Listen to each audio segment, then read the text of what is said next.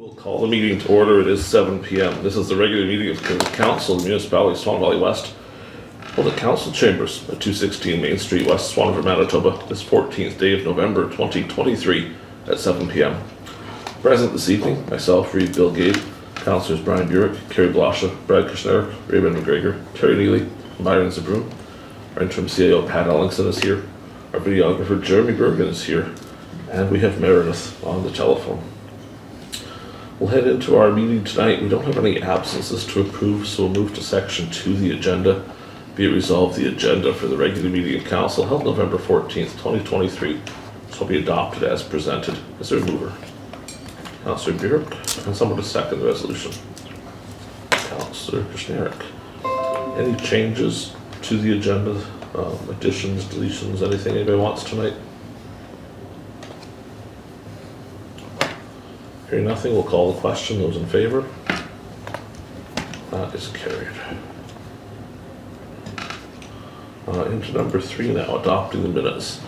Be it resolved that the minutes of the regular council meeting held on October 24th, 2023 be adopted as presented. Is there someone to move the resolution? Councillor Blosha, and someone to second. Councillor Zbirun. Has everybody had a chance to read over the minutes already? Does anyone need more time? Are there any errors or omissions for the minutes tonight? Hearing nothing, we'll call the question. Those in favor? That's carried. General business tonight. We have one thing on the list for general business. I want to get out of the way before we get into the rest of the meeting. It has now been more than a year that we have all been here together. So I wanted to take a moment and recognize that because I think it's been a very good year. We've all had many great discussions, but I don't think any of us have stomped out of here mad yet in a whole first year, which is pretty impressive for some of the things that used to happen around this table. So we've been doing very well. And I got you all something because I thought gifts were appropriate for a year of service. If you could pass those out and keep one for yourself. Wow, that's, Just up at the bottom. keep one for yourself, Rod. You get to keep one too. They're heavy. One come in either, partner. I think so. Raymond, Sure. bring them back. Yeah. There you go, buddy. Thanks. Thank you. Well, thank you, sir. So tonight, Thanks, Bill. Thank you. I thought that, nothing's better than us all staring down at you at home. So put it someplace where we'll all sleep well. I'm gonna put this by my dining room table, by my kitchen table. Oh, Bill's not smiling. Make sure you put it Bill, on ever the smile? ground. Kind of. Bill's not smiling. Neither am I. And before you all leave, you RJ should looks look at really mean there. one from yesteryear. Where you was being- It's on where the you get desk this over speed there. ticket, remember? We found it in the Yeah, car. really got The there. frame was broken, the picture frame was broke, but Gaining, it's a very young view, regaining. Young. a very young view. Well, yeah, they'll be young, all right. They'll be young, but, yeah, no, thanks, that was very nice. Well, thank you all. I've appreciated the year with you guys. It's been better than I ever could have hoped for. And so ends all the good news for tonight. So we'll head to financial items. You gonna wipe the smile off her face now? So before we get to general checks, you'll see on the agenda we have the Sarah Lake Road invoice. So this is a copy of the Adams contract invoice. We haven't put this in for payment yet. We will have to, obviously, but we just didn't feel like spending the money quite yet tonight, so we'll have the next check run. This invoice is for $204,643.48. So if you combine that, plus the fines, plus the engineering, plus the consultant work, plus some miscellaneous stuff, we're a little over $250,000 on that project for repair. So unfortunately, a little over our budget of what we've been hoping for. We haven't totaled all of those numbers yet because it's going to be too scary, but we're a bit over 250. On that project, do we have to, we have to pass an inspection or whatever? I haven't been out there, but I've been told that the slope that we built does not have a ditch between it and the road. It just continues across the road now. So what I can share is that it was built to the engineer specification. and that I was told during my inquisition at court the other day that it has passed its inspection. But I think that may only relate to the ditch portion. But from what I understand, the rest of it was fine as well. I think once it hits our road, it'll just swing west and go down the hill. I looked at it yesterday. You were out there? It's all white, but I mean, you know. Yeah, I It haven't might seen not be myself. now. I just got told today that it looks like it's gonna wash across our road when it comes down, but Well, yeah, you're So- right, there is no defined ditch as such right there, but as it goes down, I think the ditch gets a little bit deeper. And it's quite a slope there, it'll head west. Well, I mean, over half of it is what I would consider possibly a ditch, you know. But the east end of it, yeah, you're right. Yeah. I looked at that too and I'm thinking, I guess Well- we'll know in the spring. the big guns are there to approve it, I guess. Yeah, if it's up to their, What do I know? You know? if it's there, it's there. So it's, the springs are all whatever, capped or running or, Oh, they're running? they're all running, yeah. Oh, yeah. Can't cap the springs. No, I didn't think so. No, you can't cap it. Once you open it up, it's running. You And can't. it was there before, that's, you know, that spring has always been there, that's why that culvert was there. It's maybe opened up a little more now than it used to be, but it was always there. It was always trouble.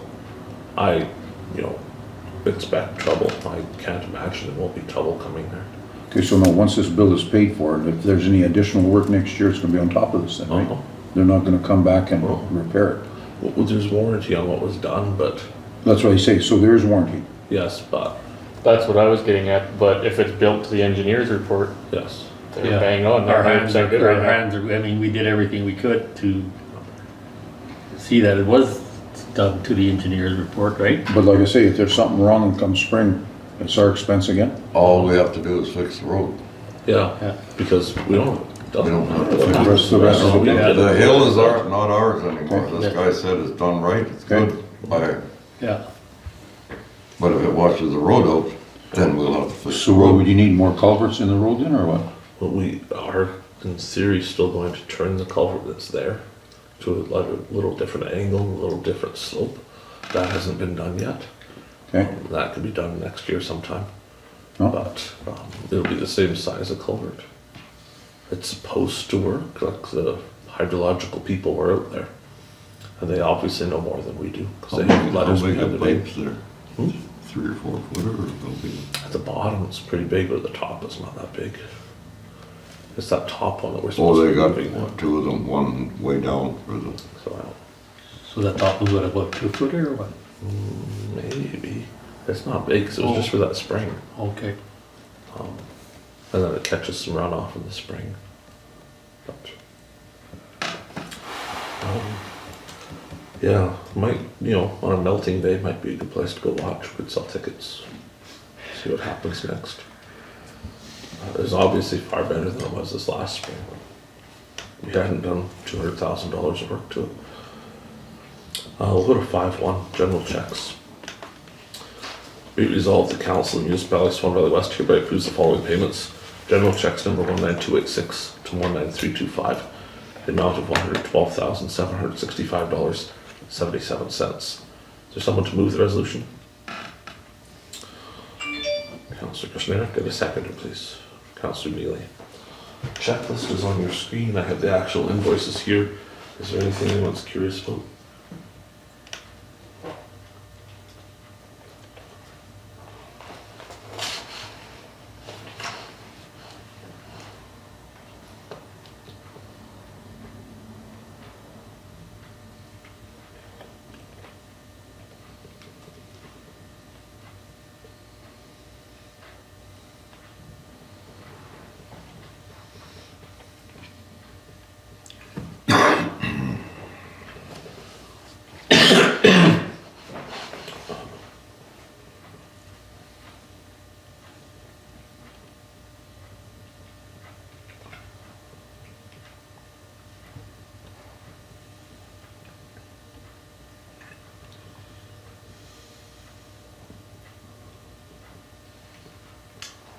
Has everybody had a chance to go through it?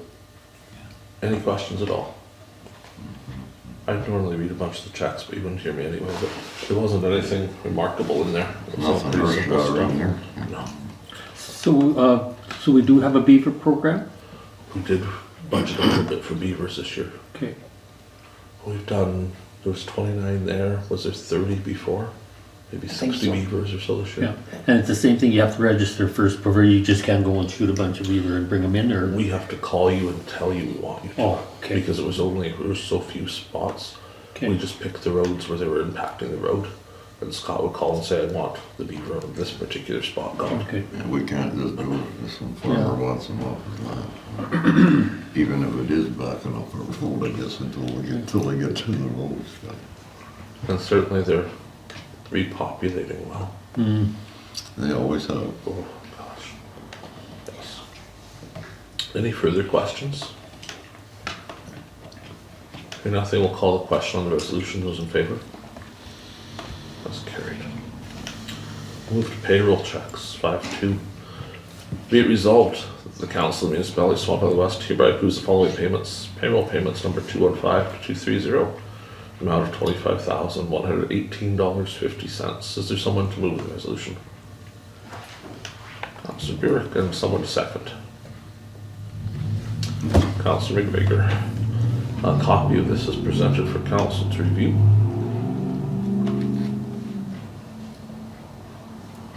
Is there any questions on these?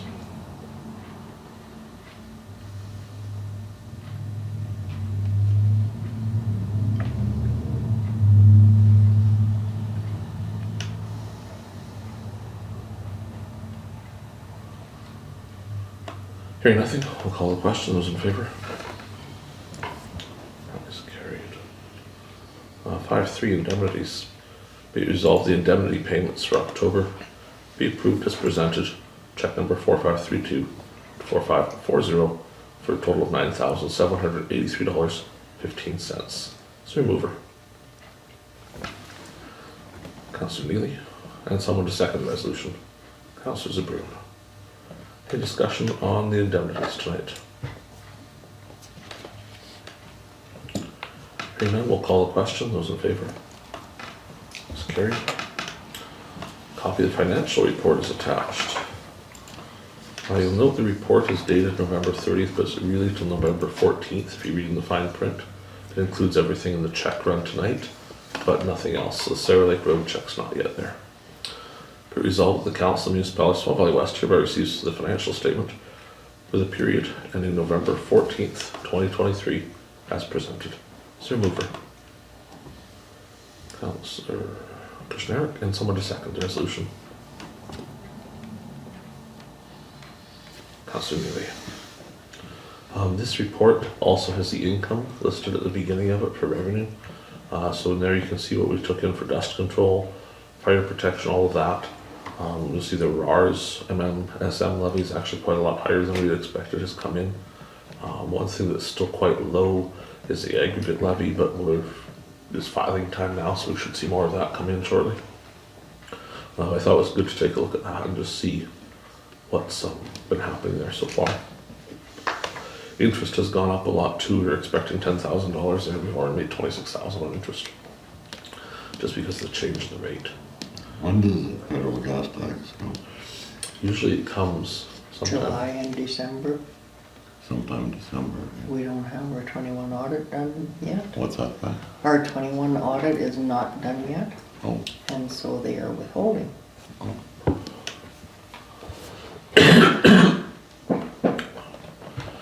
On the 21 audit front, how close is it? Any news from them? No, I sent Jenna an email last week and I have not heard a response, so I'll So, try phoning them. Will they hold it for next year, or do we forfeit it once if we don't have it done? I think it comes. No, I think we'll Still get it, comes? but we have to get that audit Okay. in there. And we heard from them, we had a list of 15 things we had to finish. We've done all of them. And so we think it's done, but we're waiting to find out if any of them weren't good enough or what the plan is. And then they'll show up here one night and present the audit to council. We can approve it, we send it off to everybody, and we'll carry on.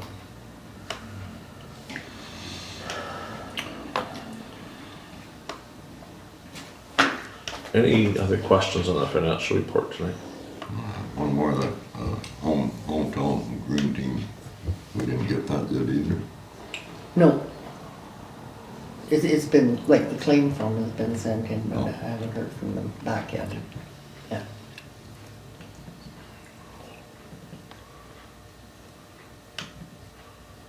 Anything else? Hearing nothing, we'll call the question. Those in favor? It's carried. 541. That financial report, and you'll recall in the budget, we had budgeted $50,000 for 911 address signs. It's very clear those are not going to be completed this year. So rather than just have the money disappear off into general reserve, the suggestion was that we would transfer it to emergency reserve and then pull it back out of there to purchase the signs next year. So we preserve that money and it doesn't just disappear. We can do that We can do that. without any consequences. We'll budget, in our next budget, you'll see us pull it back out to use it again. That way Yeah. we're not taxing for it twice. Yeah, Because yeah. that would probably be worse than, It's not allowed. well, Have we got all the signs? we have not. We haven't even got them. No, yet. the issue has become the addresses. We've been working with the mapping people to get the proper addresses. And we haven't got the addresses done. Once we have the addresses, the signs are easy, but it's getting each address for each location. It's each road and then so many meters or whatever from one end to the other. I see when you go to Dauphin now, you come through, numbers are right there on the highway for every house and everything. We can do the numbers ourselves, we know how. The trouble is if we do that without the mapping people in the middle of it, it doesn't properly get submitted everywhere. So when the mapping people do it, it updates all the maps. And that's the Record map folks out of Dauphin. So we're waiting on a quote from them for the actual labor of it. We sent them off some time ago a list of all of the locations, and they're supposed to be coming back with a proposal. So now, okay, just as a taxpayer out there, I buy a piece of land and build a house, a brand new house on this piece of land, never anybody living there before. Is it the homeowner's responsibility to contact the office center? Is that to do with your building permit, or how does that To go? find out the number, Yeah, so from what I understand, and we haven't seen it, but they're supposed to map every possible location. So if someone was to build a new house, we have a master map where we just look it up and say, this is your number. oh, okay. And so we would be upkeeping this. Okay. So I think all of the numbers exist, they're just not assigned to anybody. And then they're supposed to come back with, here's the ones that are assigned, print those signs, go and install them. Good idea, I mean, it's, Well, what needs to get done, it's just, I never expected it could take so long for the mapping folks. I think they're behind is the issue, right? I don't think it takes that long, they just haven't got to it. well, it's gonna take us a long time to get them all Oh, up it too. is. It's gonna be a whole summer project. How do we figure out what we're budgeting for that next year? A lot of it will use up rainy days, right? You know what? A lot will use up rainy days. If we can't otherwise grade, we can have everybody go and put up signs for the day. Yeah. Have a couple crews out Yeah. and go do signs anytime there's spare time. And it'll use up a lot of staff time we're gonna have anyway. And we're allowed to go for 4 green team, aren't we? Yeah, So probably. for next year, we could go for an extra green team, just with the thoughts of putting signs up. Okay, I won't hold the meeting up anymore. So I do have a resolution, whereas the 911 address sign project will not be completed in 2023, but council wishes to keep the funds available for completion in 2024. Be resolved that the amount of $50,000 be transferred from account 530-400-197 signs to emergency equipment reserve rural account. As a remover. Councillor Neely, someone to second the resolution. Councillor McGregor, any further discussion? If nothing, we'll call the question. Those in favor? That's carried. We're heading to number 6, discussion items. The Thunder Hill request for magic carpet funding. This has come to council a couple times. We've looked at it here, we've talked about it at G4. Thunder Hill Ski Club's asking for an update on what our thinking is. So what has been discussed at G4, and certainly I've heard from Swan River, I've heard from Mountain that they might be willing to do something. I haven't heard much from Minnetonka's Bozeman. If it was split by population, the total ask is 132,000 and change. Our share would be 41,105 if the whole valley did something and we split it based on population. So I wanted some direction from council tonight on what to tell Thunder Hill Ski Club for their planning. They want it right away, or could it be in next year's budget, or? Could be in next year's budget. We've underspent some things substantially this year, especially labor. So we could wiggle it out if we wanted to this year too. But they just need to know what the plan is, because they need to order this thing. It takes 6 months to get one. Okay, well, are we not made a commitment from all municipalities, or? Well, this is the thing, right? Nobody else has said yes yet either. They've unofficially said they're going to look at it. Nobody's passed a resolution for anything. So do we have to wait for them to I don't know. step up, or? Looking for some Well, somebody has direction. to start. Yeah, somebody has to start, maybe could we make the first move then? I think everyone, I'm speaking for myself, but I think it's in our municipality, and I don't think anybody at this table would be opposed to it if we can afford it. afford our share. Yeah. Yeah, not the 132,000, No, exactly. No, I- or 41,000, if we can afford that this year. We should be the leader here and say, look, we're putting this much in, what about you guys, you know? And see what happens. What's everybody else think? Yeah, so I'd say do it. Councillor McGregor? Councillor Kushniryk? Is that something you want to do tonight? I'd say so. Well, we put money in for other recreation things, and a lot more people use this. This thing's getting more and more and more popular Yeah. there all the time, eh? And it's of use to so many people. Yeah. And it's in our municipality, so I mean, we gotta take some kind of leadership, I suppose. Something to be proud It of. draws people from all over as well. There's a lot of people to the valley. Yeah. That's what I mean. It's, they got the bike thing, they got the ski hill, I don't even know what this thing is, but They it have sounds like walking fun, trails, they have, you know? yeah. Not for me, but. I'm gonna watch you go on magic it. It's gonna carpet be gets- fun. Larry The Martin- magic Larry Martin- carpet, it gets you to back to the top of the hill. Oh, Yeah. Oh. The Larry kids, Martin took they get me on skiing it, one they time. get on That it, was you don't enough have for to me. hold on to a lift, you just get on it and it takes you back up. Oh. oh. That's what it is, it's not to ride down to It's not a it. lift, it's instead of a lift. Just so, yeah, it's But instead if of. you don't take off and land, it's either. Equally bad.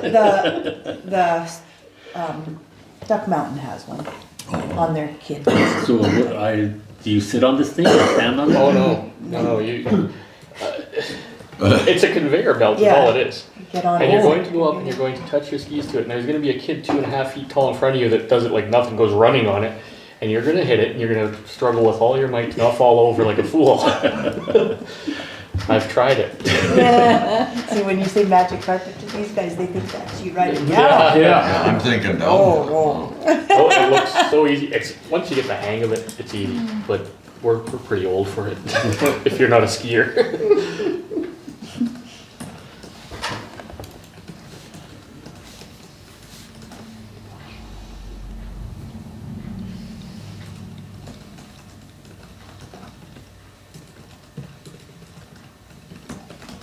Yes, I have a resolution. Whereas the Thunder Hill Ski Club is one of the premier attractions in the Swan Valley that draws visitors and locals to our area, and whereas the expansion of the ski hill will improve the economy of the entire area, therefore be it resolved, the municipality of Swan Valley West contribute our proportional capital amount of $41,105 to the Magic Carpet Project. Is there someone that'd like to move that resolution? Councillor Neely, someone to second it? Councillor Blosha? Any further discussion? Hearing nothing, we'll call the question. Those in favor? That's carried. So I'll let the ski hill know, but I'll also talk to the other municipalities and tell them that this is what we've done and that we would appreciate them doing the same.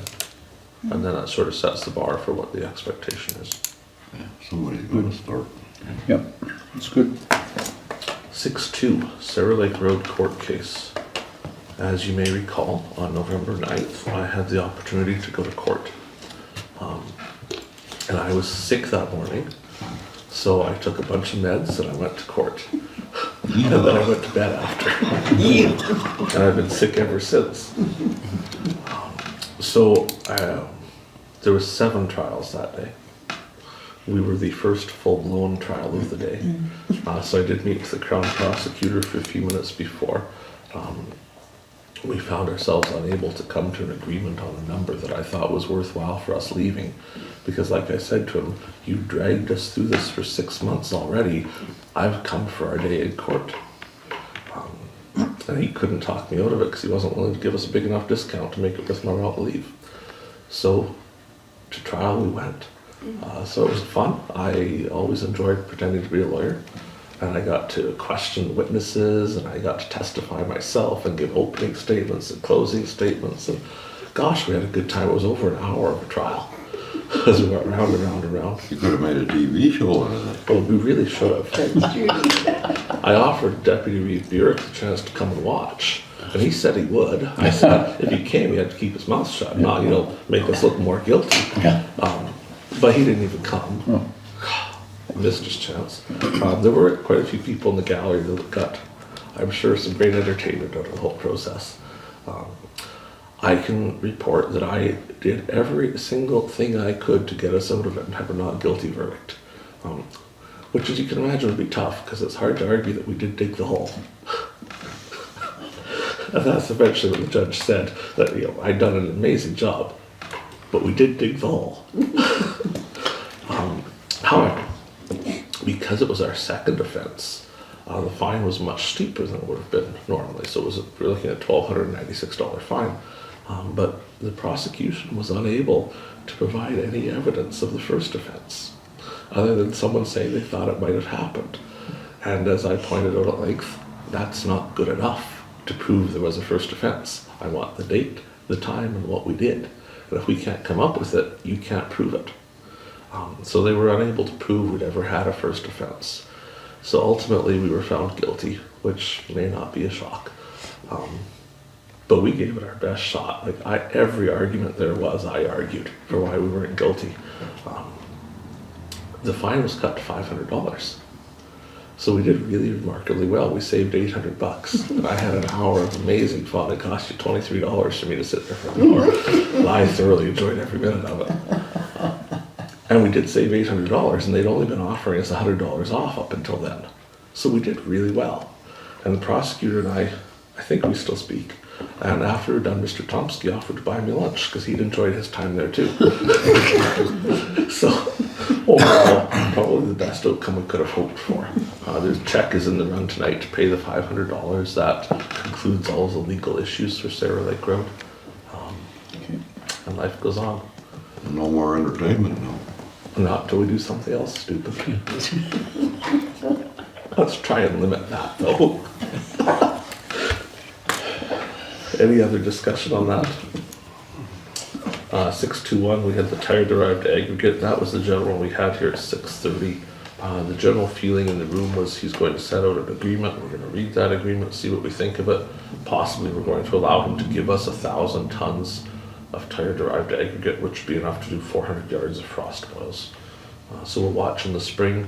Thunder Hill, there was 2 or 3 spots that were really bad this spring.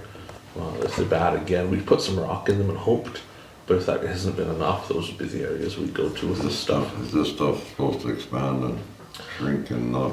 It's supposed to Round? just be totally inert, but it's not supposed to let any water come through it. So the idea is you dig the road down, put this in, and put the road back on top, and the water can't get through, so you can't get mucky on top anymore. Similar to geo, but the water goes through geo, the mud just can't go through. No, So the water doesn't even come through this. it doesn't come up through it. It can drain if it needs to drain, but it won't let any water come up.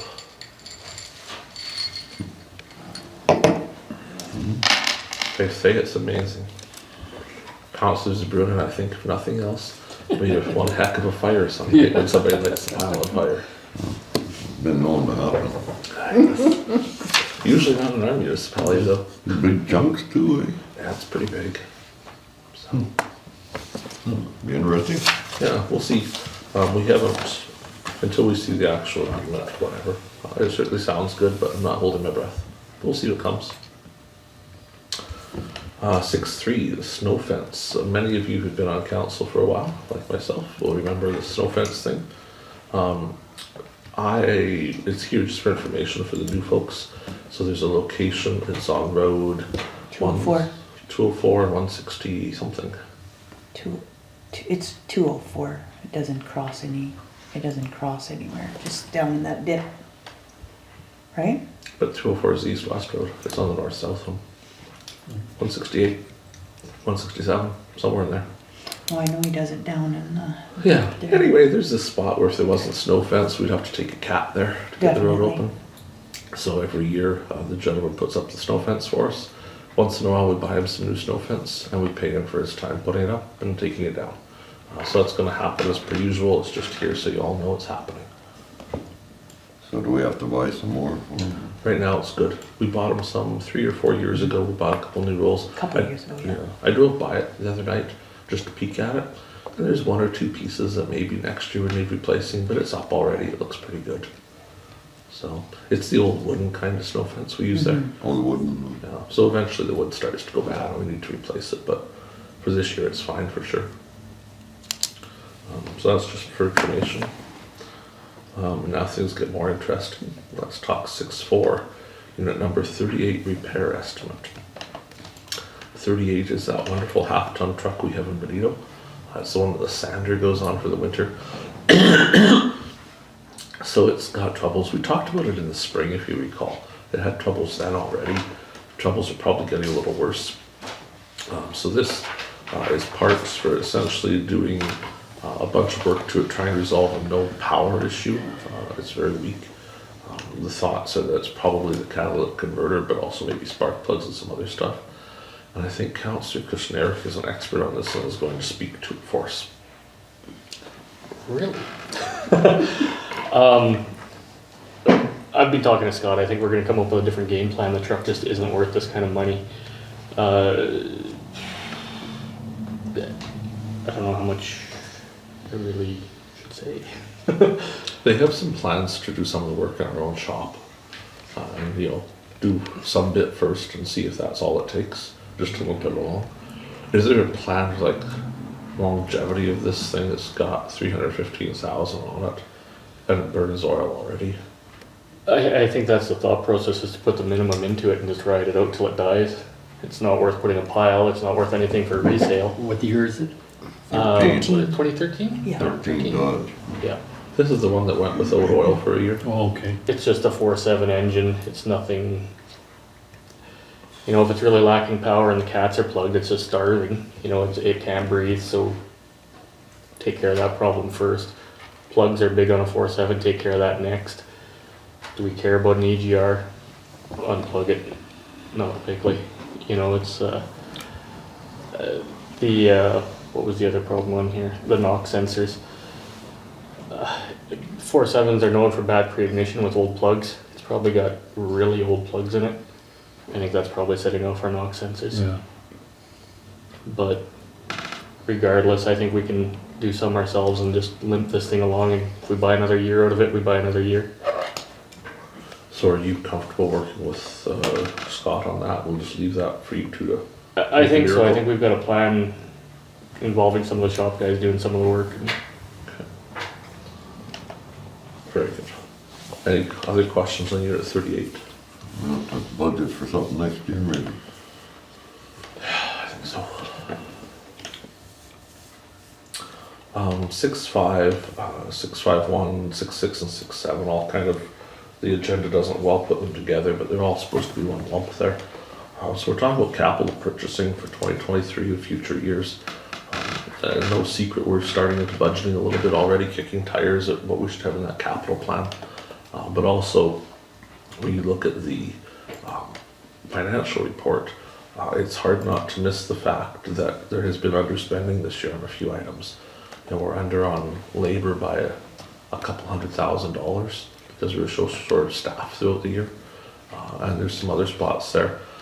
And additionally to that, there's the grant monies for the infrastructure that we're receiving, the $200 and some thousand from the province for infrastructure, which is fully my intention for us, that we have to prove we did something infrastructure with it. I fully intend to claim the Sarah Lake Road as that project because it was an infrastructure project, and that meets the requirements of the grant. which would then pay for the Sarah Lake Road project, but it also leaves the $150,000 we had budgeted for it underspent as that comes through. So there's a few $100,000 there that will either end up in general reserve or we have the opportunity to do something with in the next couple of meetings. So with that in mind, I kind of tasked our public works folks, because we've talked at transportation meetings and some here as well, about the idea of what are we doing with our fleet? Are we getting rid of the trackhoe? Are we keeping the trackhoe and finding a way to move it? What are we doing? What do we want to do to make things make more sense? So tonight there's a low bid quote here, and I don't see that it has the proper price listed. I just see all the details of the thing, I don't see the price on it. Yeah, And the price was $130. $130,000 for a little bit. I'm fairly positive it was 130. Yeah, I didn't see the price on that one No, either. it's definitely not there. So this is the proper type of low bed that would haul the 210 around.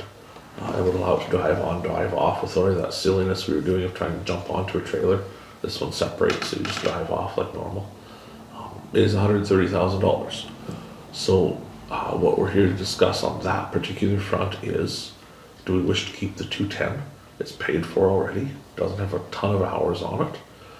If we're keeping it, we're at least $600 or $700 every time we move it.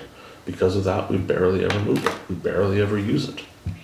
If we're going to keep it, it would make sense to have a trailer for it, that we could legally haul the low bed around, or the cat around, and take it places and do work with it. We'd get a lot more work out of it if we could get it where we needed it, especially for snow clearing, but also even for things like approaches. With our own trailer, it wouldn't hurt so bad to haul it someplace to do an approach with it, because it wouldn't cost us $700.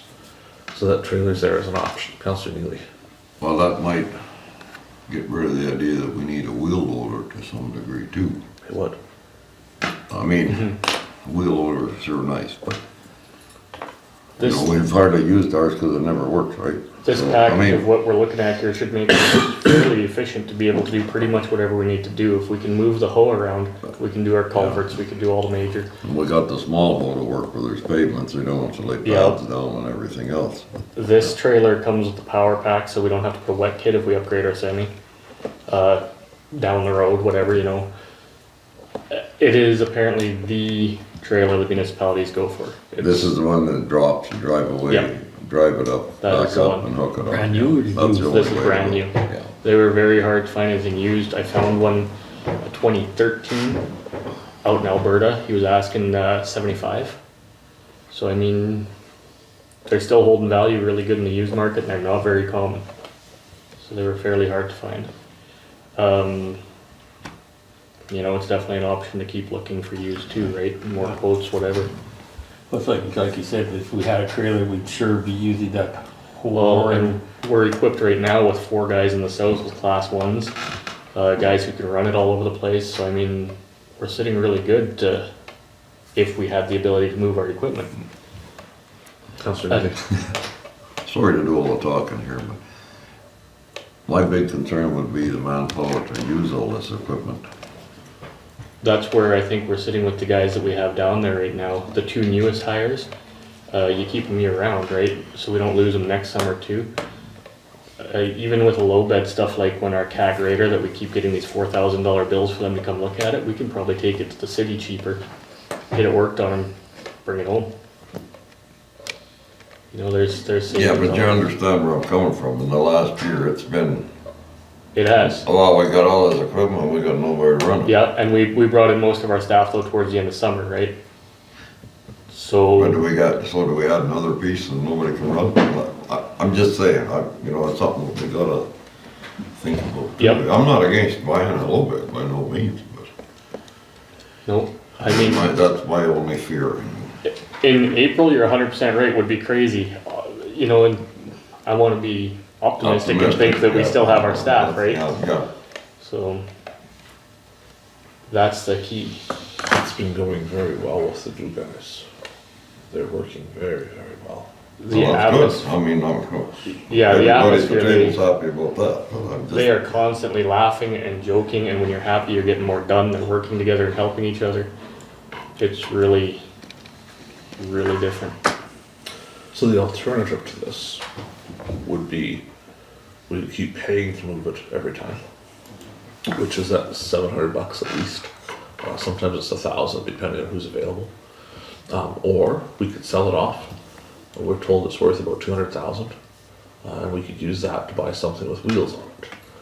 When we looked at quotes for that, it was $450 to get into something like that. So this is the cheapest way to make the 210 useful, short of selling it off.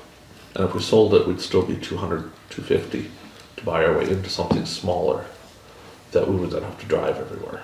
But those are basically the options we have to make that equipment useful. What we would like tonight is direction from council, because we have some purchasing policy stuff, right? How we get tenders and how we do these things. If we're wanting to do this, we would give staff direction to firm that up, get the tenders done properly, get this ready to a point where council could purchase one yet this year.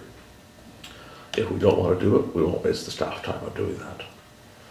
So it's not about buying this tonight, it's about kind of giving some idea of what should staff have ready for us that meets our requirements for how we make sure we get enough quotes so we do it in the right way. From that, we talk about the track loader, which apparently is what you call a skid steer these days. So there's quotes here for a couple different options of that. It's been talked about at the table a couple times, both at Transportation and at Main Council. So these particular ones, this is quoted a 331, high flow or standard flow. I would imagine we would go high flow. I can't imagine why we wouldn't.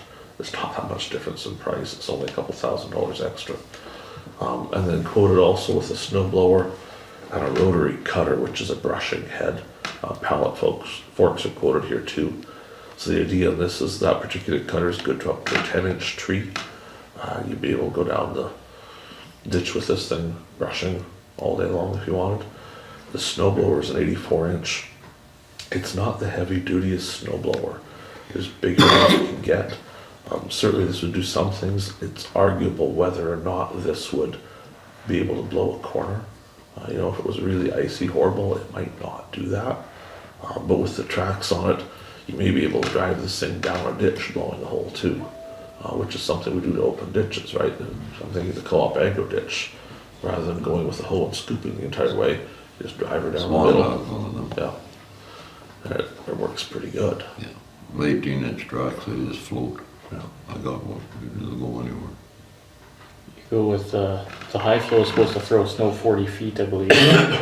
But what I would like to know is, when we send out guys to do this emergency snow clearing of hills that drift in, it'd be nice to have a blower big enough to handle that, where we could send our skid steer out, they can cut that from the top down and work their way through those big drifts, and we don't have to hire out everything like that too. You know, we might have to spend a little more to get a heavier blower, like gain, because I'm not sure that that would handle that either. But I'm sure they have stuff that would. Maybe it will, I don't know. But like, we have a pretty good budget for that winter snow clearing that we could cut into by making sure we're equipped to do it. Well, it's fairly fast too, you know, if they go down the ditch. I mean, Oh, it's faster than the hole going along and digging. Have you watched the videos of those things scrubbing? No, I It's haven't. amazing, they Is just that, are you talking about the annihilate. skid steer? Yeah, Yeah, no, I've heard, I haven't seen it, but I've heard. they I just have a destroy scrubber. stuff, I mean, it just shreds those big trees. I have a scrubber. Well, what have you done You this summer? just lay it into it and let it walk its way down. Brian, That could do good, that could work year-round in Ward 6. have you got his number? Yeah, that's all I need, front page, Star and Times. Oh, I was just gonna ask, now that, we're talking about the skid steer with the mulcher, or snow blower. Do we have a trailer that'll haul it? The trailer that we have, would it haul it, or it's not heavy enough? The trailer, we have the one trailer that I believe would haul it, That's the good, skid okay. steer. Okay. We need a truck that would haul it. Okay, The skid steer will weigh about 8,000 pounds. because this trailer, Yeah, 9,000. we've got with the one brush. heavy trailer there. Hmm? We've got one heavy trailer. this trailer that we have, is it gooseneck or ball, like a ball hitch? I think Is it's it gooseneck? ball. Gooseneck, or, No, I think. okay, so all you need, what kind of a truck do you need to know? Remember at that one least- that just died? Yeah, That one. That's what used to pull it. we could do a 3/4, I'm sure, on it. Okay, The bumper hitch? Mm-hmm. Would wanna double check our numbers, but I'm sure a 3/4 would Well, do you'll it. need two 7,000-pound axles under it, for sure. Mm-hmm. It'll be a grunt. It's a grunt to pull it, because it weighs, by the time you're done, you're 15,000 pounds behind you. I'm for hire. Specifically, my truck to pull it. Well, Byron's gotta do it. specifically to the skid steer, which is not called a skid steer, because it's not a skid steer, it's a Yeah. John Deere version of it. John Deere is pre-qualified through the AMM tendering process, so when it's John Deere equipment, we can simply get a quote from Brent like we have, and that's already gone through the purchasing and tendering policies. So for that one, we would not necessarily be doing a lot of other quotes, because we've identified John Deere as the vendor we want. We would then just say, well, this is the one we want, and we can make a purchase. We don't have to do tenders for it like we would have to for the trailer. Similarly though, it's good to know that the trucks aren't on here, we haven't quoted trucks, but if we did something like that, we would need a 3/4 ton truck, which we need for other reasons too, and we had one up until a month or so ago and it died. So we need to look at some point at replacing that as What well. about our dually? That's the one that died. Oh, You missed a couple meetings. Yeah. You've been away. It is no more. are we gonna give all the dealers in town an opportunity here though? That's what we, the same as we did last time, I think we would give them all, basic specs, it has to have at least this in it. Yeah, And then see what's available. we gotta be fair with everybody. So how big of a snow drift will this thing go through? A skid steer with 18-inch tracks on it, there's no limit. No, but I mean. The blower how big- wise, eh? How blower wise? Well, the advantage with the skid steer is you can lift the blower and chew it down if it's bigger. You can walk right across and take 3 feet off, back up, go back Yeah. and take some more. Oh, okay. And going with the high flow changes, like it is a far better setup. And I think it would really increase our brushing capacity. I mean, we have to have something close to 100 horsepower though. I think this thing is 100. Yeah. If we look, it's in the 90s or just over 100, one or the other. 91. John Deere's a 91 horse. What's the Kubota one? I see a Kubota one there with it.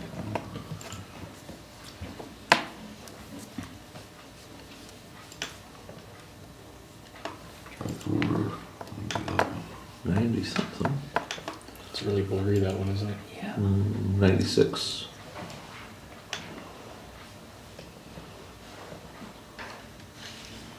Yeah, pretty similar.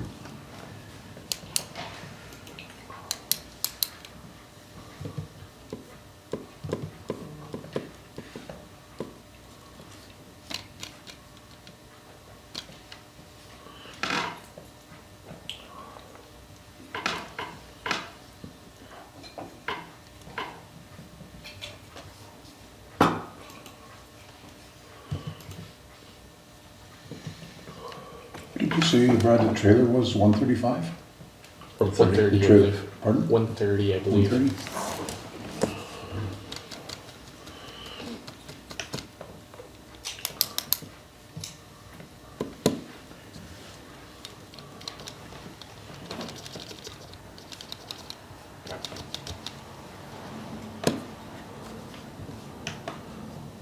Who else has thoughts to share?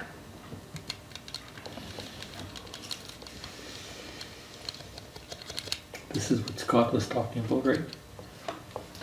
I've spent a couple times with Scott going over, best bang for the buck. What do we do here? If we're gonna buy something, what's going to make the big differences? And the low bed is basically tied with the skid steer. For, two totally different things, right? Yeah. The low bed makes the equipment we have work, the skid steer goes something new and different. Well, the skid steer, he can clean ditches and he can scrub. Not everywhere likely, but Well, and anything that comes up, you can even rent an attachment and do whatever you could possibly need to do. there's only about 47 attachments. to Yeah. the skid steers. But I mean, it's a pretty versatile machine. I was impressed, I seen the town one go down the ditch there by the airport a couple of years ago. Yeah. Does it matter how steep the ditches are? No, he or- just drove on one side, track on one side and a track on the other, and he went. And the snow was just flying out in the field, and he made a path about 6, 7 feet wide. Yeah, And of course, that's where it's gonna melt down first, right? So then the Yeah. water's gonna. they're done opening a ditch and the loader's just getting started on the other end, you know, they're fast. That's what I mean. You know, they did out by the bypass here, it's just, they really give There it. will be places where they maybe can't do it, you know, or same as scrubbing. Mhm. I mean, if the ditch is like, no, you can't go there. On your roof maybe, but I mean, that's where the hole have to come and finish the scrubbing up there or whatever. But at least he doesn't do a half mile in front of it that the skid steer could do.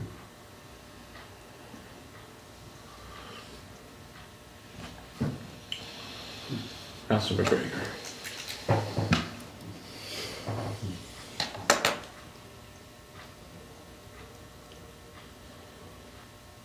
Well, we can use our own stuff more, I think we should do it, but.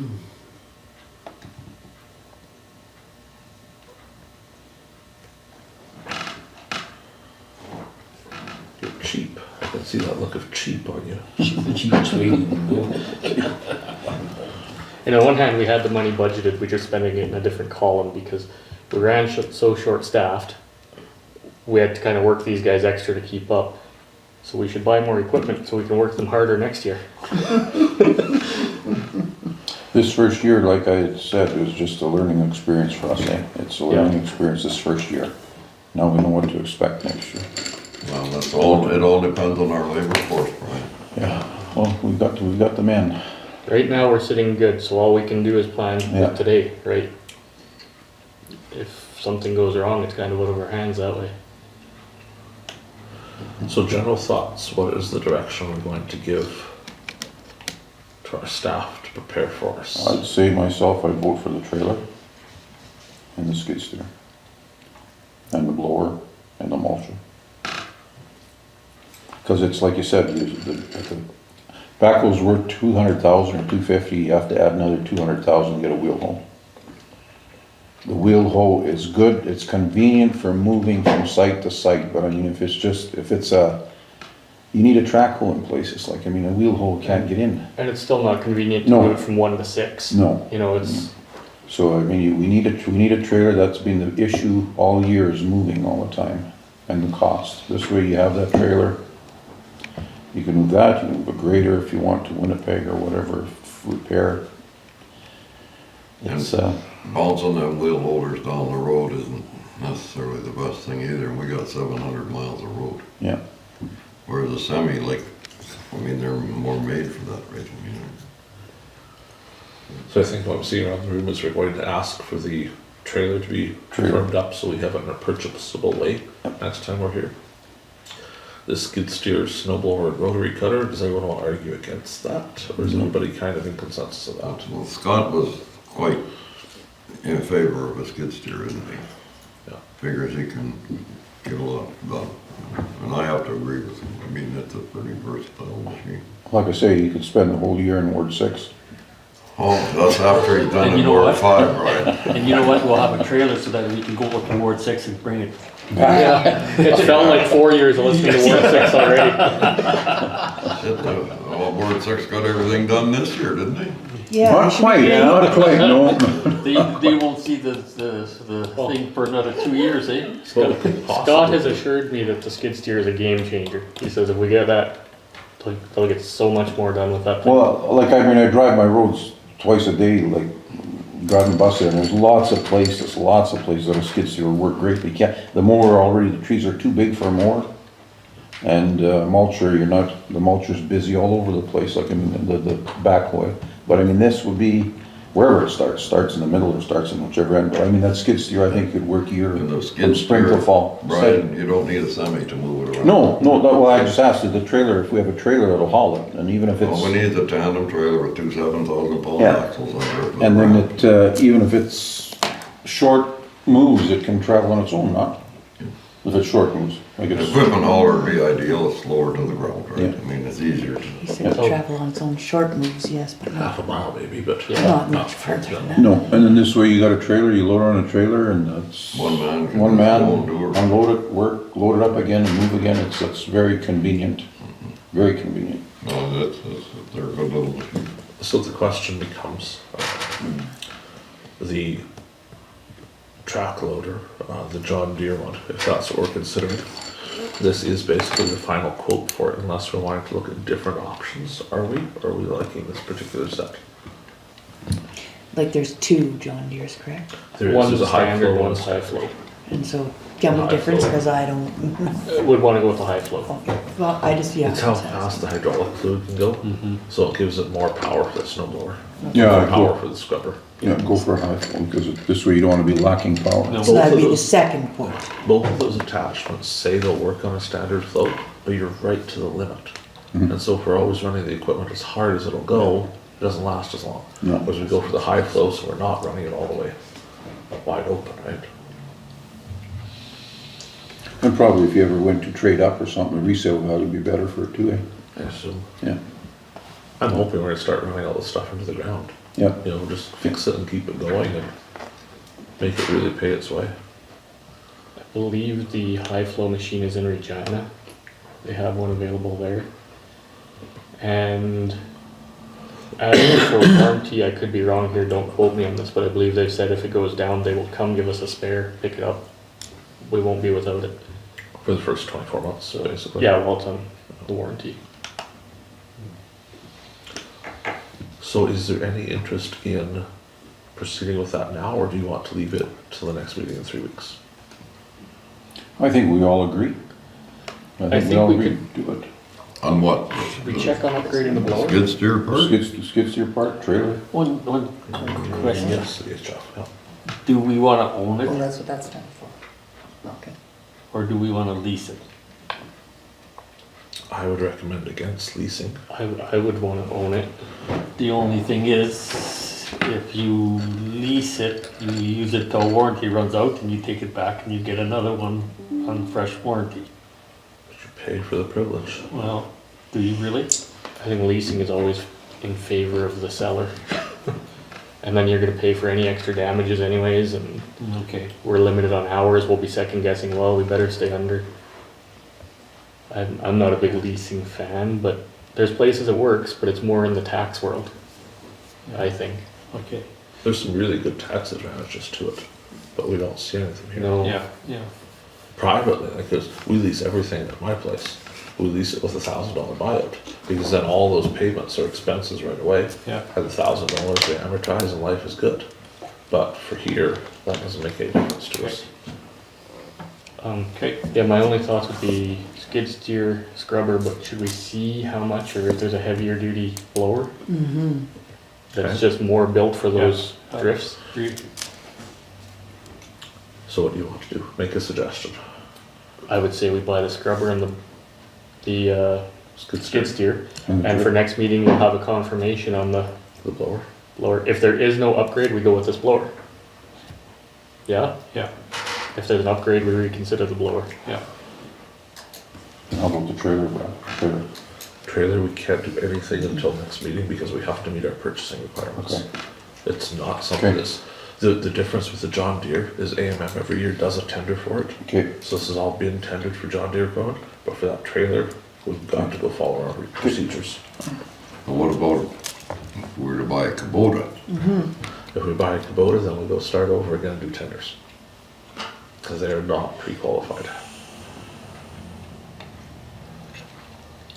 Essentially, So- John Deere's won a mass tender already. I'm having a little trouble comparing the prices here, but looks to me like Kubota's about $20-some thousand cheaper. Is that correct? Am I missing something? Kubota is cheaper. Yeah, definitely cheaper. Kubota So is for running $20,000, some, can we go through the process? Do we want a Kubota? I don't know anything personally, I've heard they're lighter, but I don't know. But some of these, like the blower is a low flow, so it's not gonna be as big a blower. I don't know, I believe it says it's a high flow machine, It didn't say that it's, Yes, high flow a regulator. high flow High flow auxiliary, yeah. regulator. yeah, it said that, but I mean, so we get the bucket, the forks, the cutter, I think, and snow blower. I'm just having a little there's the bottom line. It's actually substantially cheaper. On this quote here. So we're one-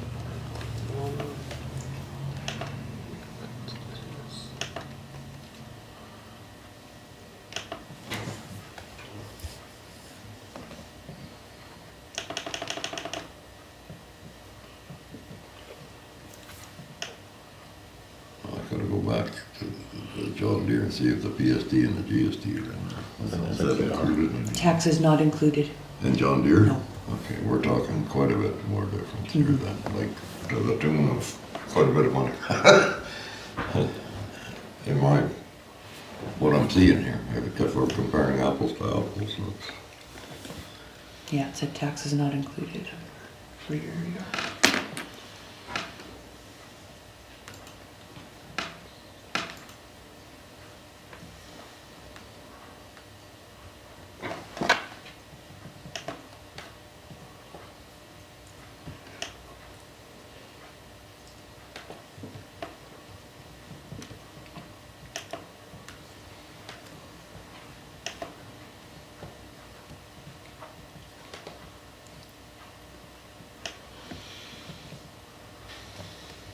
What kind of machine do you got?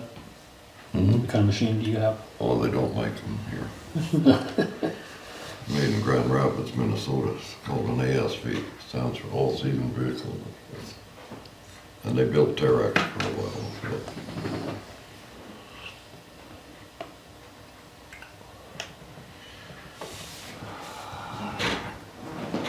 They're the first, their original track machine, they got rollers and everything else, and they don't just use the tires to drive it, they got an undercarriage on it, like a bulldozer.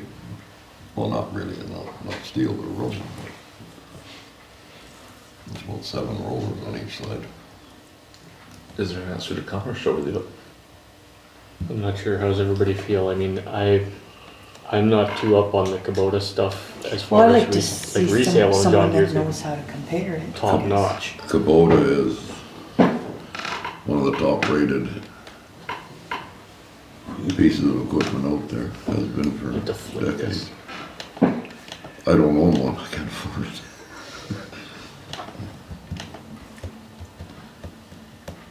Let's see. Green paint, it's expensive paint. But then, I said green paint is expensive paint. so is yellow. 96. None of it's cheap, but I'm just looking at the difference in price here. And then if we're comparing apples to apples.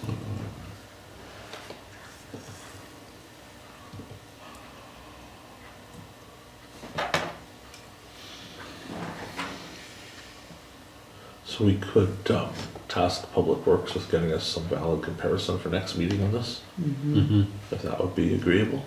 Yeah, we could go through this and Figure out why let there's them that much know, difference. you know, everything, what are we missing here, what do we got extra on this one? You know, The Kubota's, I think, a year older too. The John Deere is a brand new 2024. Well, the Kubota will be 2023, probably new Doesn't too. make any difference, Yeah. it's brand It'll new, be new. brand new, so. We're not gonna be trading it off in 3 years. I mean, I gotta go back to the John Deere. Once you get to about 5 years old, it makes more of a difference. It's the hours that make the difference.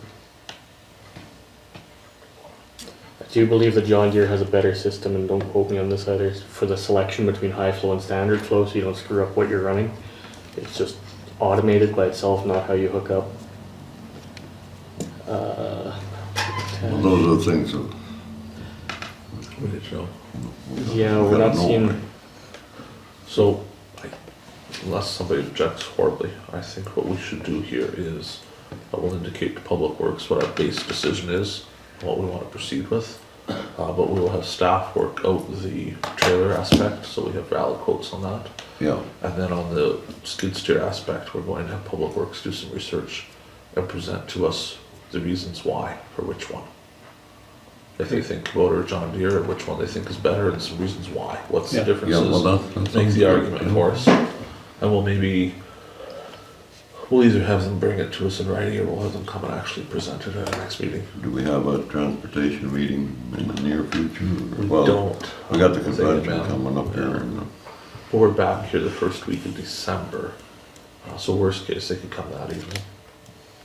I don't think it's going to kill us to wait till then to make the decision, we're gonna have a meeting on the 5th, is that correct? Yes. Yeah. so. That should be doable. Yeah, Yeah, that sounds sounds good. good. Okay. What do you think, RJ?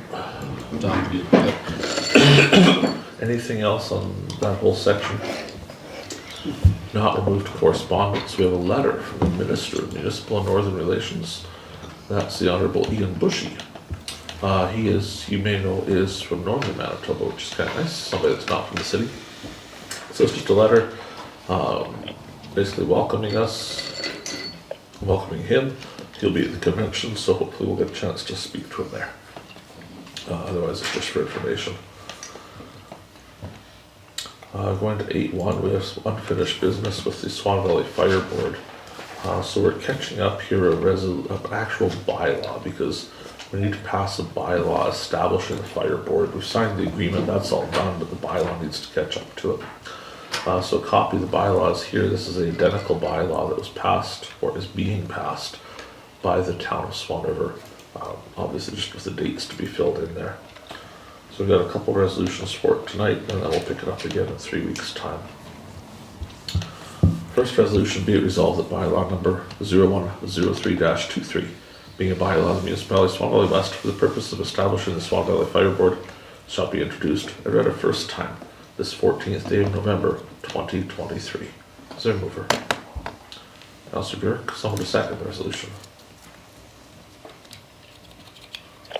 Councillor Kushniryk. Requirements are that we provide the text of that proposed bylaw with first reading. That's in the agenda there for you.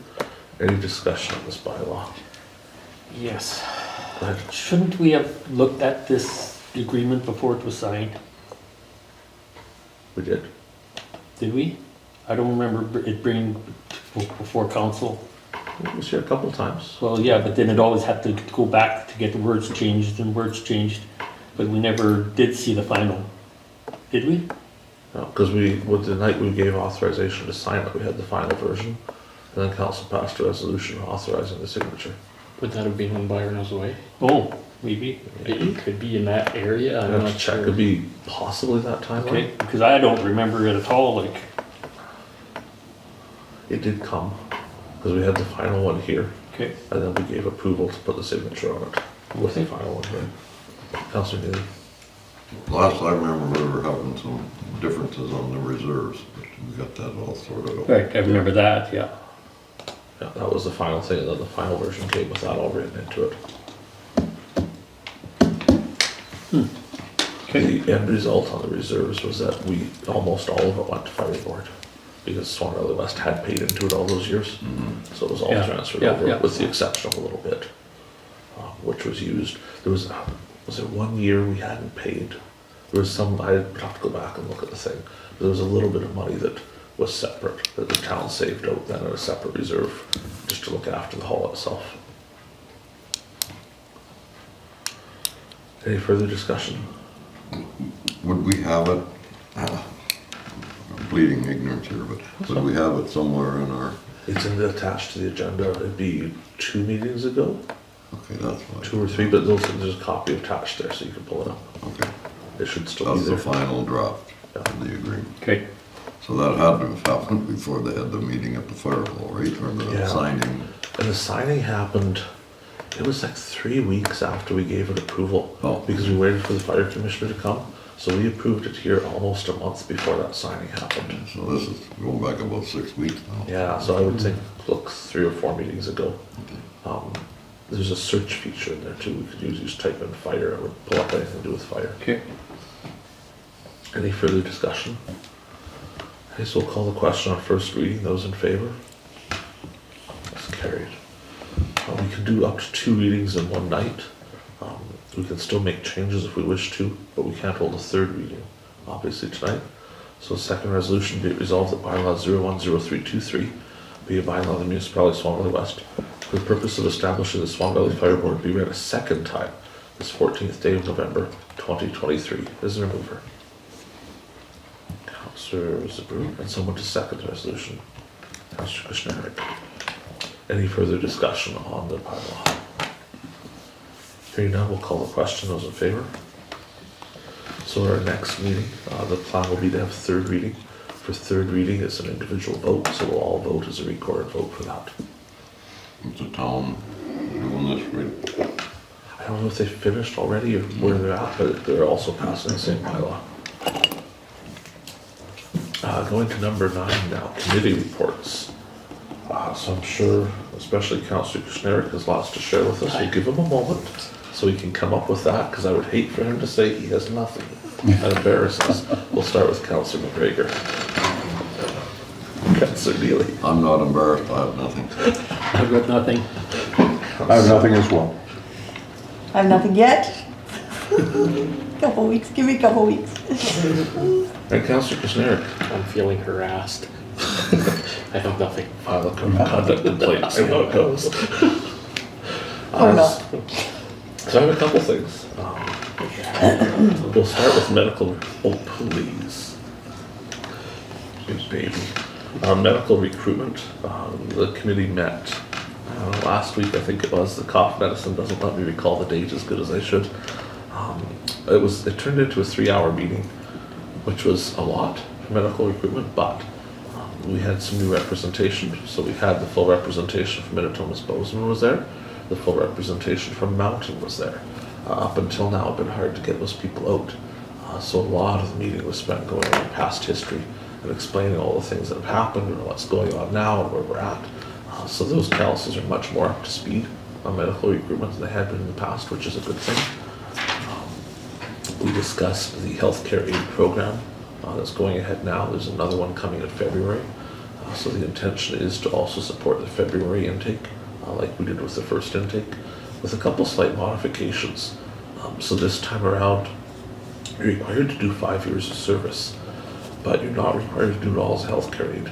So if you upgrade to a nurse in the meantime, say you're a healthcare aid for 2 years, then you train to be a nurse and come back as an LPN. As long as you come back as an LPN, we consider that towards your 5 years, which had been a concern with some of them before. So that's going to be written into the new version of it. so that it's more clear for those that participate. We also discussed a retention program for healthcare aides, and that was passed at the meeting. However, I'm not going to provide the details at this particular moment because it hasn't been announced.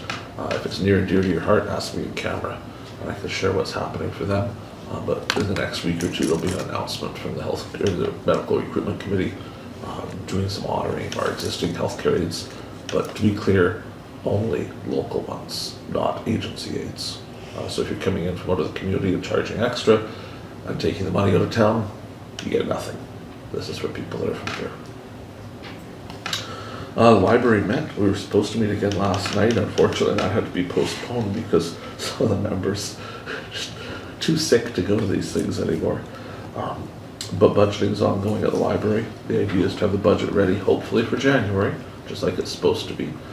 So I've been doing some work on that. I got conscripted. The budget, believe it or not, last year, for all that trouble we went through, was done with a calculator and a piece of paper. So we're digitizing it this year. We're actually using a program for it so we can make changes like we did here and see those changes. So library budgeting is going ahead a lot better this year. The library has also applied for a grant from the Community Foundation of Swan Valley. And I believe there has been an acceptance of that grant, but I don't know if it's been announced. But there's some granting there. There's also some designated funds coming to the library, which is nice to see people that have put money into the foundation. And this year, they're spending that money on the library, which is great. Fire board has been meeting by email the last couple days. Councillor Zbirun, are you seeing that? Because we haven't seen a reply from you. Yeah, but I'm, Okay, that's fine. I figured you were, Yeah. I said to the board that you had some stuff going on. You might be a little too busy to see it, but as long as it's not. I looked at the resumes 2 days ago. I finally got around to No, as long opening as this thing up and. we have no concerns, we were just worried maybe you weren't getting it. Oh, As long as you're getting it, yeah, that's great. Yeah, I got it, yeah. Okay. So there's been much discussion amongst the board about the chief selection. We have taken applications. We received 4, 2 local, 2 from out of town. Some are All, really good, eh? all great people, all with their own pros and cons. So the board chair and myself, I'm the deputy chair, vice chair, whatever they call the thing over there. We met, we went through the applications.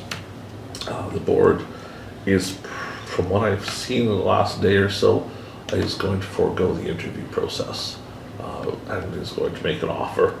The offer isn't made yet, so that is news I can't share here tonight. I can in camera, if you want to ask more then.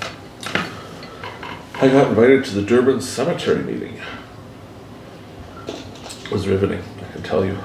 If you ever get a chance to go to a cemetery board meeting, you should make sure to go. What I can share, they have $14,500 in the bank. Richest cemetery I ever heard of.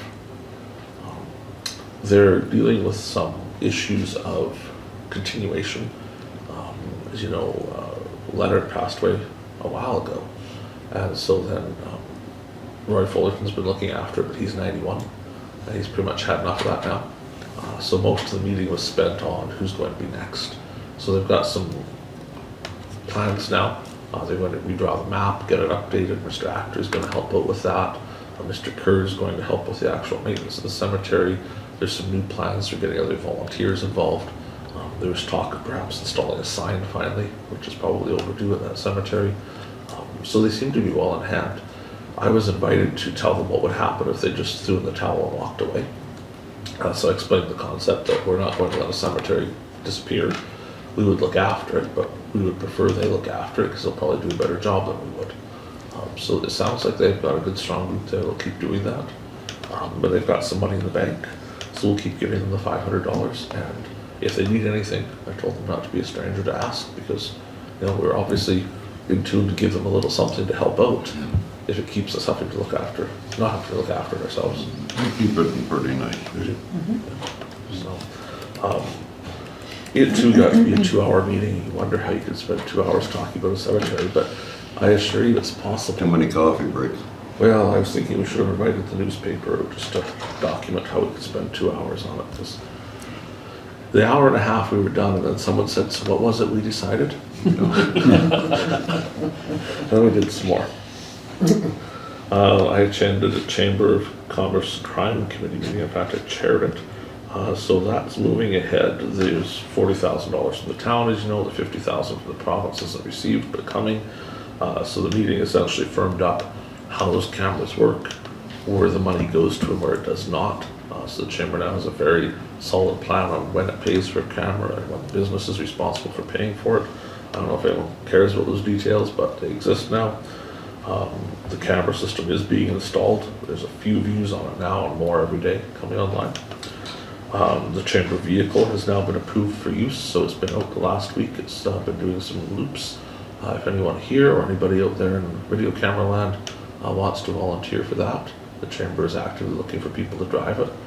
Any citizens on patrol member is eligible, but also people that aren't a member of that group can drive the patrol vehicle. So we've had some people taking it out at 4 a.m. in the morning, doing a 4 to 8 a.m. shift with it, which has been working well. There's been some daytime stuff, and nothing's perfect. And lots of people have said, well, the cameras, that's not going to solve everything. And then they say the vehicle's not going to solve everything. And I completely agree, it's not. Each thing is a step in the right direction, right? So those things are up and running and working and getting better and better. We approved cameras here a while ago that were compatible with that system. So some of them are here, the rest are coming. The installer is supposed to be available here in the next week or two to start putting those cameras in, so we'll get the views of our Swan River locations tied into that system, the Main Street view here, but also our culvert pal that we're fairly wanting to keep track of better. We'll get that view there. So all of that will soon be coming online. I also attended a rural Manitoba economic development meeting at the town of Swan River office one morning.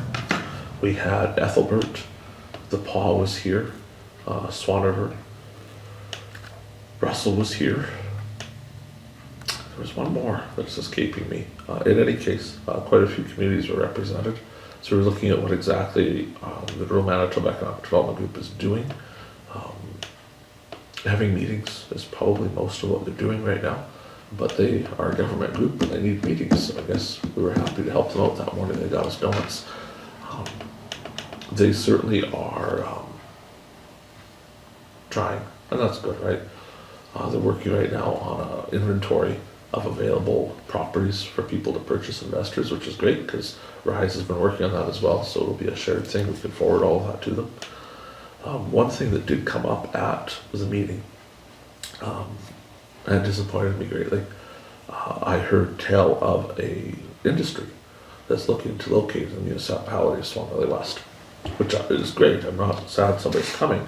What was saddening me was that I've been Reeve for a year now, and I'm pretty sure the person that was Reeve before me for several years has never heard of this.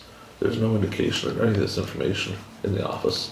That information was never shared with us. A different municipality had taken it upon themselves to speak on our behalf, and has been sharing information about us that they themselves admit, well, isn't accurate, because they don't have the right information. They don't really know how our zoning works. They don't really know where they could build. They don't really know any of that. That was disappointing that for all the working together we do, we'd have a different municipality instead of simply sending the person over here to get help. Kind of running interference like that.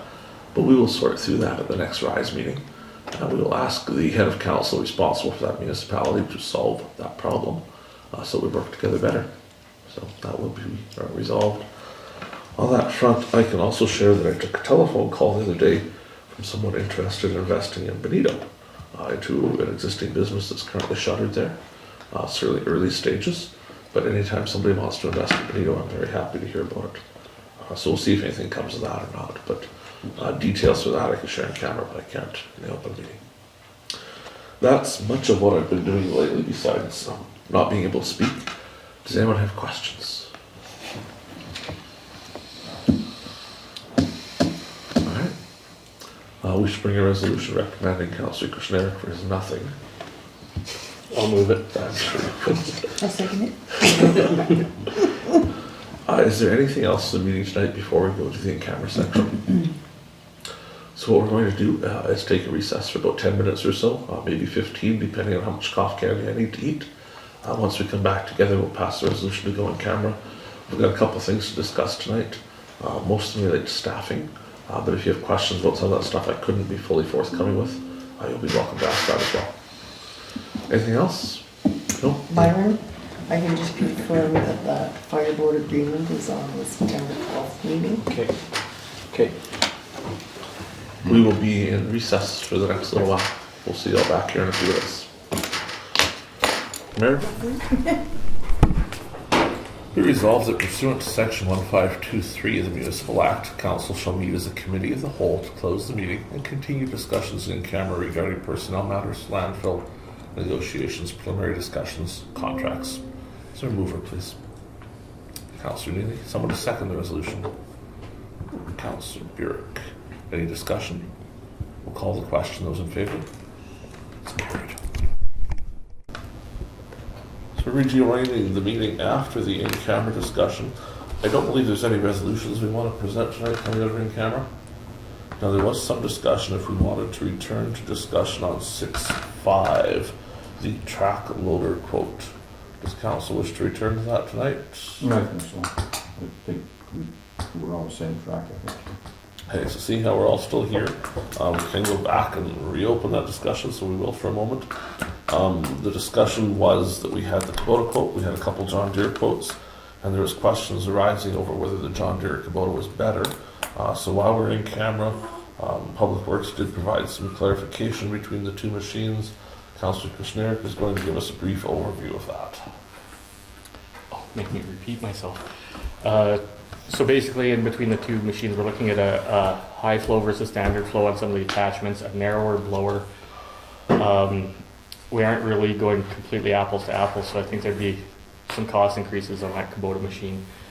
Some of the features that we're looking at that Public Works just prefers on the John Deere machine, some do look better. You know, I guess there's just some thinking from each councillor which way they prefer to go. Thoughts from the group? Do we have enough information to decide tonight, or shall we wait for our next meeting and have Public Works come and tell us more? Myself, I think you've convinced me. It's you've explained quite a few things there, and I just think that Deere is that more superior piece of equipment. And capacity wise, what you're saying.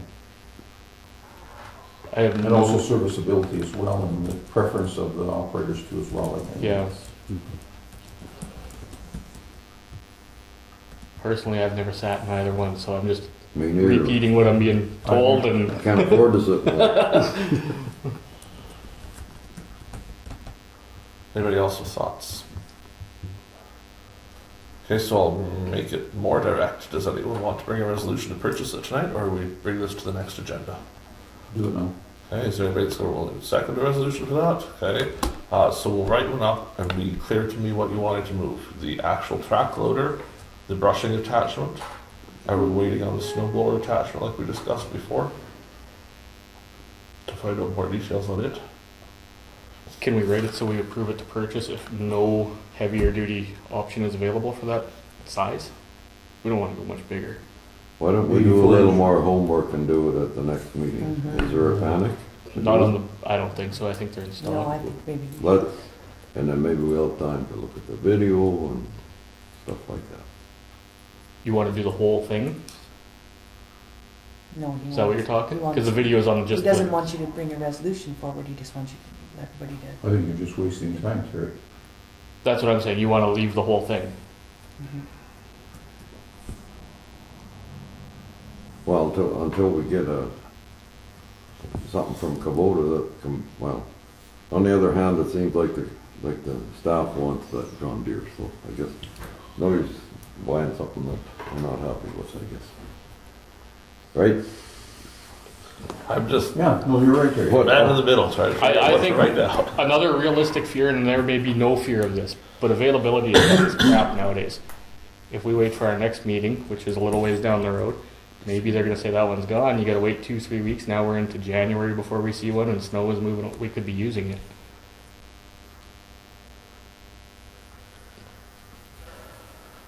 So no pressure. If we bring a resolution forward and it fails, we would have to give notice of reconsidering resolution before we could do this. So my preference is that at least the majority, if not all of us, are kind of in favor of doing this before we do it. Because if we were to do this and it was to fail, it complicates my life and the CAO's life to be able to let you go back on the decision later and make a new one. So from where I'm sitting, I'm not seeing more than half I think, horribly in favor of doing this right now. one Am of I the wrong on things, one of the things I think we need to factor in is when we are down to that 20,000 range, we're thinking strictly economics. We should be taking the input of the staff who does operate it, because none of us do. And, you know, saving $1 doesn't always save us $1. We've learned that in Benito quite a few times. It's kind of like our one-way plow. No, You know. personally, I don't care, okay? It's just that I'm just, thinking of the local business, that if we can give the local business the business. But if the staff doesn't want a Kubota, well, then I guess, where are we, I know John Deere's local, they have a tech guy here or whatever, or a couple. Yes. But they don't have a business. Exactly. You know what I mean? It's not like a business in town that's privately sort of owned. The owner isn't at the coffee shop. kind of Well, thing. It isn't they're local. They're local people and friends of some of us, and you know what I mean. That's Mhm. that's my only thing. They're both a good product. Well, they have to be. I mean, it's. I don't know. Councillor McGregor, weigh in for I'm us. sort of in the middle. Hardly, you haven't said nothing, buddy. Haven't had a chance to. I don't know. Yeah, Brad's been talking all night. I don't know, I think the 20,000, I mean, John Deere is John Deere. I think if the staff wants to go that way, I'd be all right with that. Councillor Blosha. Well, I'm stuck with Terry too, because I wanted to see I wanted to compare apples to apples, so. But that's where I'm stuck. And I'm no expert at a machine, Well, neither am I. I'm just. so. I'm just saying, that I know where you're coming from. What do you think, Byron? I don't know either one of the machines, but do we learn more about the Kubota? Find out exactly how much difference in price? Yeah, well, and you can't really go back to these people and say, what if you put this on or put this on? Because then you're sort of, wouldn't that be sort of fishy? Well, I think where we're at, like, the quotes are not the same right now. It's a very much smaller snow blower, very much smaller scrubber. Yeah. So we're never going to be able to compare them directly across unless we go back to Kubota and say, okay, no, we need heavier this, heavier, we need all of the same things that John Deere That's has. what I'm getting at, yeah. And So that's that's, maybe not fair to do it. well, we could go through that process. We could say that it has to have these minimum specs. And we've seen that, like, take it to the extreme. We mentioned where the door opens. I've seen tenders written that the door on a grader must open a certain way. Well, only one vendor makes them opening that way. The other one doesn't. And so you see municipalities sometimes that come up with this tender package that basically doesn't say it has to be this brand. Only But one because person the can door do it. only opens this way and the other one can't supply that, oh, well, you're not qualified for the tender. Yeah. So it's just a matter of semantics. If we have genuine interest in the Kubota, we could go to Kubota, we could say the machine's not heavy enough, the snowblower's not heavy enough, and the scrubber's not heavy enough. So give us a quote on something that actually compares to the John Deere. Because this quote doesn't. What kind of machine does the town have? I didn't pay attention that day.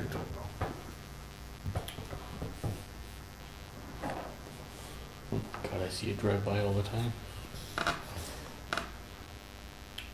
It's just like when we were buying graders, the operators wanted the steering wheel, not the joystick. So I mean, you buy one with a joystick and give it to them operator,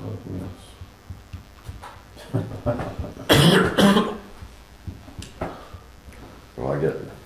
It doesn't matter to me. That's just my thoughts on it. So, how about a straw poll then? I'm just trying to see where I'm supposed. It's hard sitting here to figure out where I'm supposed to go with this.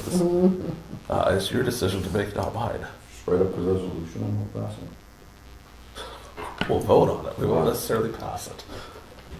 Okay, so if we're writing a resolution, let me be clear on what it's supposed to say. The John Deere track loader, along with brushing attachment, High flow. high flow track loader, along with the brushing attachment as per quote. Is that what you wanted to propose? As per quote, that's what we have. That's the one I'm not putting in there is the snow blower. Is that bothering anybody to leave the snow blower and come back to it after we learn more? Or is it supposed to go in there? Is it a better price at a package or? I don't think so. No. It might change know. shipping cost. Okay. Because we'd have to have an extra trip for delivery.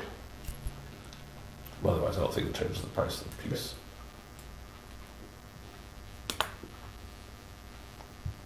You're the one going to move the resolution.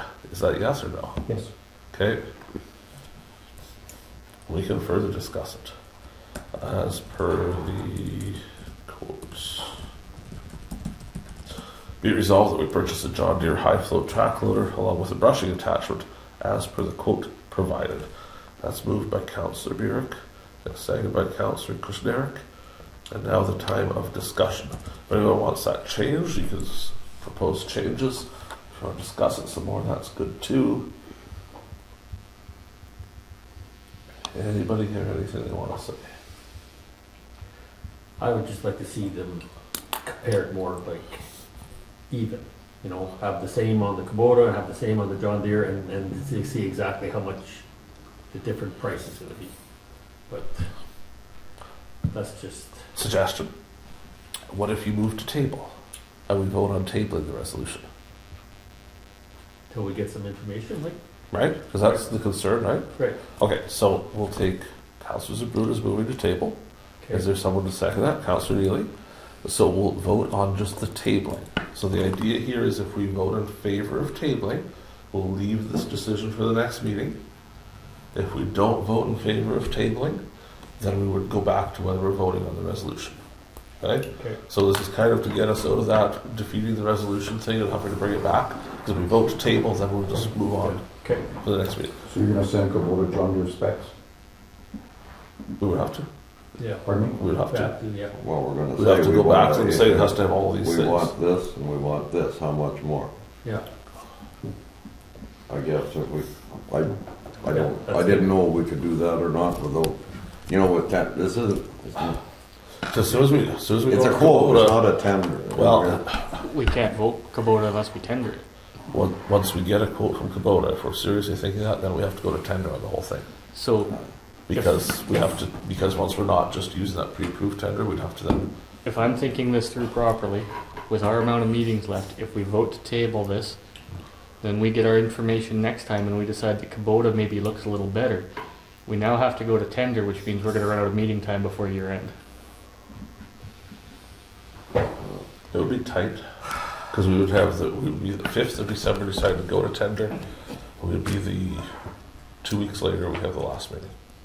Well, we call it a special meeting. Everybody loves those. Talking to one of the guys from Flamin not that long ago, if you ordered a blower from there, 2025 delivery from Schulte. That's part of my fear too. If we lose a machine that's on the ground, I don't know that there's another one right behind it. There might be 50 of them. I don't know. Okay, we're going to vote on the tabling. For entertainment, I'm going to abstain. Because I am so not making this decision. You guys aren't sure what you want to do for sure. Coward. Yep. So who is in favor of tabling this and coming back to the next meeting? Is there anybody else in favor? Those opposed? Those abstaining? That'd be me. Okay, so tabling it fails. We're back to the original motion. I would really like when council's more all in favor of something that splits so strongly. Because it troubles me when we're split. But if we have to split, we have to be split. Sometimes that happens. But is there anything we can do to resolve this so people feel better about it? Well, you know what? Let's table it. It seems as there's three, like you say, it's too big of a spread.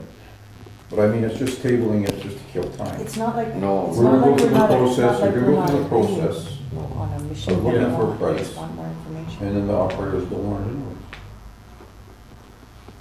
There's the thing too. You know, let the operators should drive Yeah. whatever they want. Yeah. Not whatever they want, whatever we give them. But if they're so in support of this side, and we give them something else, it just, but if we give them something that's comparable, well, then, right now, we're not, apparently, right? They're not. Now on the High skid flow steer standard itself, flow. I don't think the specs are terribly different on the machine itself. The difference is landing mostly on the attachments. But part of my thought process on that when you're talking on this topic is if you hate running the machine you have to go run every day, you soon start to look for something else to run. Well, I don't think anybody's gonna hate to run a new machine. Whether it's a John Deere or a Kubota, a brand new machine, They all hate the Cat 140. they don't have a door that opens on the Kubota, it's a sled. It's a slider, it's a roll up. So it must be like just a little shed door or something, it must just roll. That's a mine's got, I can Yeah. get in and out of it. But anyways. Oh, God. I'm just thinking, I told you already. What I'm thinking. Wish I'd keep it more local sort of thing, but whatever. Yeah, in my mind I think of John Deere local and I never, your point's valid. So, other options. What if we got this information this week? So we had it out to council by Thursday. Tomorrow's Wednesday, it'll give Public Works all day tomorrow. We go to Kubota, we get some semblance of a quote from them on something that's heavier duty, that's more comparable. Maybe we find out it's the same or more. If it's more, that's an easy decision. If it's the same, it looks like it's an easy decision. If it's still a lot less, that's where the decision gets more complicated. We commit to making a decision by Friday of what the heck we're doing if we're buying a John Deere or Kubota. So we get on with this process. Right. And then, worst case, I leave at 10 o'clock Monday morning for convention. But we could squeeze a phone meeting in to approve a purchase. We could do something in that before the next meeting thing if we needed to. if we're thinking we're going Kubota, we could at least start getting our ducks in a row for that. I'd like to talk to Dale and Cal over at Cement Works and see why they, because they had Kubota. I would think, like, you've got a lot of points about the delivery. I don't think we want to wait 3 weeks. No. I would like to see us make that decision sooner if we're going John Deere. Would that help though? Give us a couple days and by Friday be making some sort of decision? Yeah, well, that way at least if we got the machine rather quickly, we could start scrubbing already. You know, I mean, there's no snow this week. Except in the middle of the road. Okay, so I think we're all okay with getting more information the next day or so. New quote from Kubota. We'll circulate that out to council Okay. yet this week. We will be texting, probably Pat will be texting you on Friday saying, what say you? Yeah. It won't be an official vote, but we need to know. And then depending on what the answer is, we can call a special meeting and just do it by phone. You know, with the one resolution on it, if we're buying John Deere, if we're buying Kubota, then we gotta go do all the stuff to get ready to buy a Kubota. But at least we know that. Okay. That works for everybody? Yeah. Okay, everybody's good with that? Everybody's good with that? Are you nodding? No, I'm not good with it, but we'll do it. Work up, Brian, come on. That's the spirit of all. I actually agree with Like I Brian. said, for once. this week, whatever. Well, I know, we could, It's just council split so badly, so. well, I'm very quickly seeing being the deciding vote, and I don't know if the amount of cough syrup I've had. Well, Actually, you're deciding not, vote you're on not, that you tonight. can't legally vote Yeah. too much cough syrup. Yeah, exactly. Okay, so we're gonna leave it there. Is there anything else for council tonight? No? All right. Let's move to finally, section 12. Be it resolved that this meeting shall now adjourn at 9:42 PM. I'm back. Council as a whole. Be it further resolved, the next meeting is Tuesday, December 5th at 7 PM. Please note the date. Yeah. It's not the normal date, it's the 5th of December. That is moved by, is, That's me and Carrie. who's first? Me, I'm with. Okay, it's Councillor Neely. Oh. Councillor Blosha. He's only half a second behind me. And Those in favor? reminder